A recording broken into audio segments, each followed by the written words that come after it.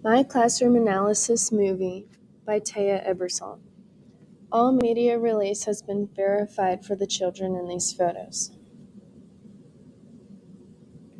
For the connections in my movie, I referred from Chapter 7 and 8 of Challenging Behavior in Young Children, Understanding, Preventing, and Responding Effectively by Barbara Krazier and Judy Sklar-Razminsky.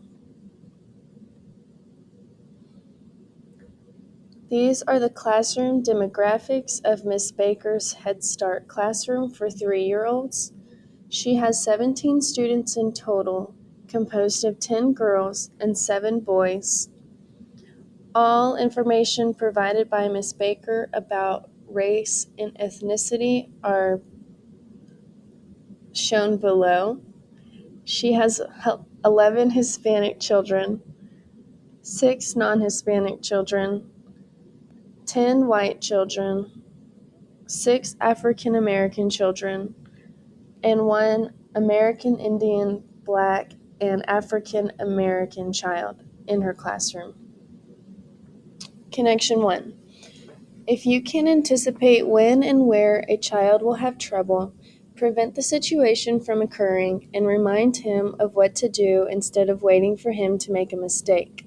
You can build a new pattern. The child begins to reap the rewards of appropriate behavior, feels good about himself, and yearns to have that feeling again. From Chapter 7, page 123.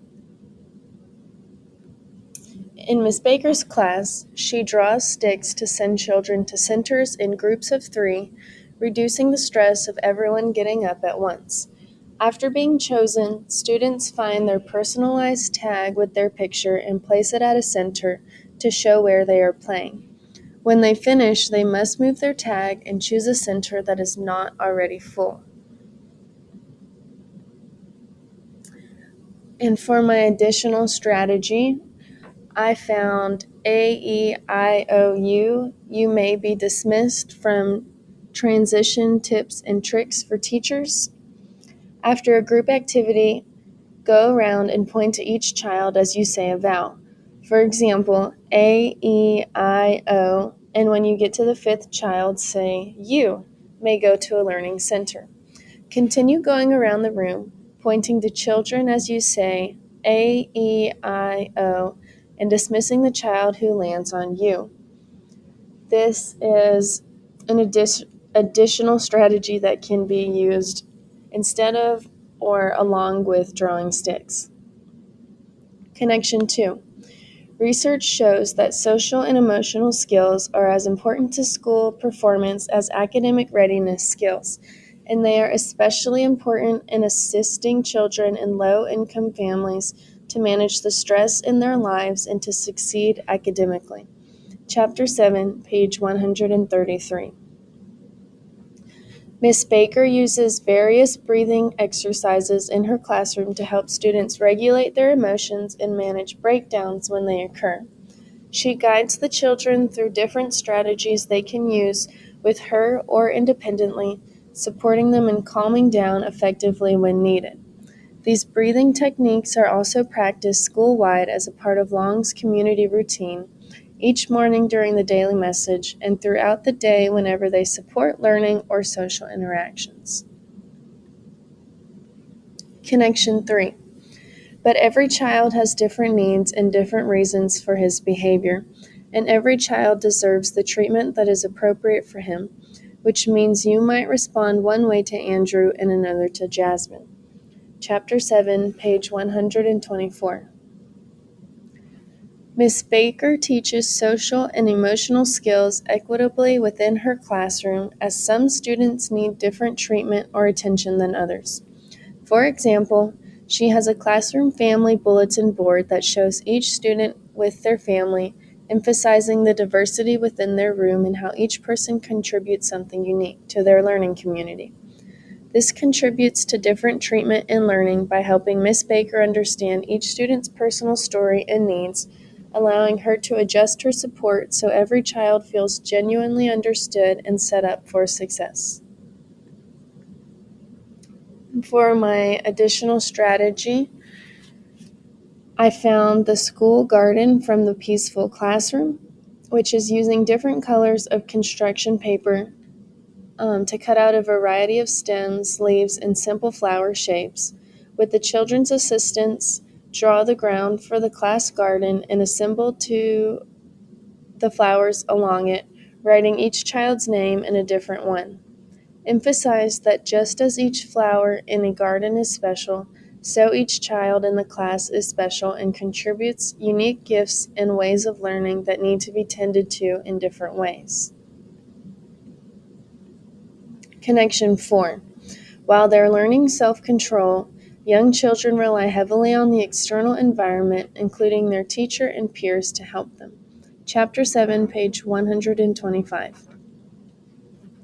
Ms. Baker supports students in learning to use the restroom independently by using a chart that shows who has already gone, who still needs to go, who is currently in the bathroom, and who is waiting in line. This system helps students develop self-control while waiting their turn and managing their needs responsibly. Connection 5. A teacher's consistent awareness of children's needs and feelings, her caring, helpful behavior, and her high expectations that a child has or can develop, the skills to make a friend or understand the math concept, set a powerful example and build a positive social climate. Chapter 7, page 137. Ms. Baker uses the Wish You Well method to build a classroom community that fosters friendship and connection. When a child is absent, the class looks around the room to identify who is missing, places that students picture in the center of their group's heart, and sings a song to wish them well. When the child returns, a classmate welcomes them as the class sings another song and shares a kiss with the class pet. For my additional strategy 3, I chose Wishing Well from the Peaceful Classroom. Ask the children if they know what a wish means and ask them what a few are that they have for themselves. Then have them identify some they might have for their family or friends to get them thinking about others and model a wish that you would like to make for one of the children in the group. Afterwards, have them repeat a chant with you about a warm wish and make one up along the same rhyme for another person. Connection 6. Cooperative learning groups decrease challenging behavior, improve academic achievement and social and emotional skills, and promote perspective taking and acceptance of diversity. Chapter 8, page 168. Ms. Baker groups the children in her class based on their individual needs, ensuring that everyone is met with the right instruction on a small group level and is encouraged by children who have already reached the point of understanding the material. Throughout their time in centers, she will pull aside small groups to touch a variety of subjects, whether that be academics, creative projects, or emotional regulation strategies. She covers a large variety of needed skills. Connection 7. Ever since Frederick Froebel founded the first kindergarten, European American theorists have believed that when children can make meaningful choices about the way they spend their time, they are empowered and motivated to learn. Chapter 8, page 165. Ms. Baker gives her students choice during play, whether through engaging in meaningful activities at various centers during classroom time or exploring multiple areas on the playground. While their play is guided by classroom management strategies, students are still empowered to make their own decisions. This freedom of choice helps promote independence, confidence, and a sense of ownership over their learning and play experiences. Connection 8. Taught step by step and practiced assiduously in the early days of the year, procedures contribute substantially to children's success. Chapter 8, page 154.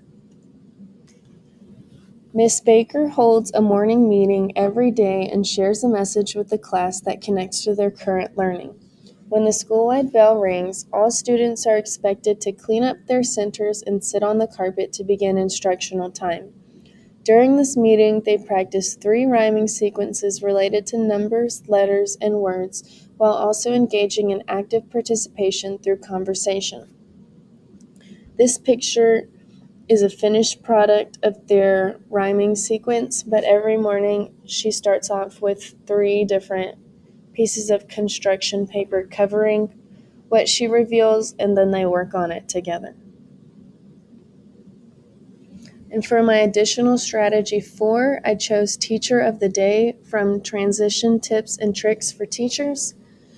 It says, let children take turns leading the morning routine, nurturing their self-confidence, and helping them develop their oral language. This can be done by creating a pointer finger that they can follow along with as the teacher delivers the message, allowing them to have advocacy in what they are learning and follow along with the teacher on behalf of the rest of the class. They may even be asked questions regarding the lesson to answer or reiterate to the class.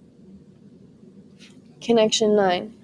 Pay attention to the buzz as you move through the day and reduce the level of stimulation by turning off the music, leaving some of the wall space blank, putting away some toys, reducing clutter, and installing a dimmer switch for the lights. Chapter 8, page 152.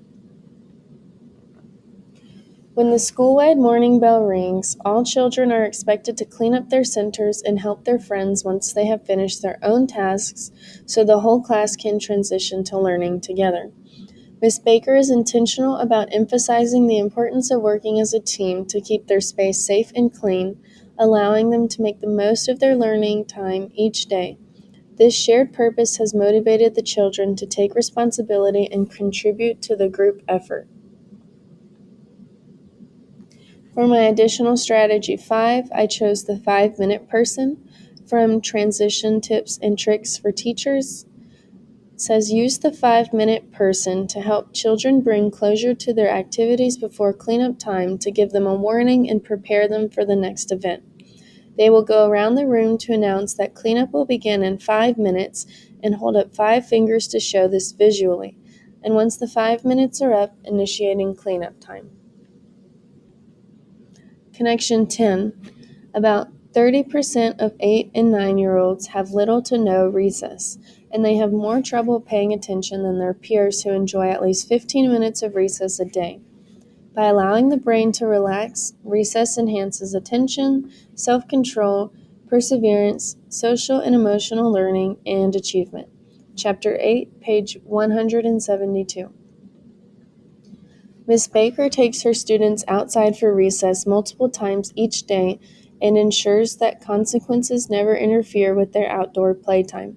When going outside is not possible due to circumstances beyond her control, she provides opportunities for movement and physical activity within the classroom, such as dancing or playing an extended game, so students can stay active and ready to learn. Thank you for watching. That's all.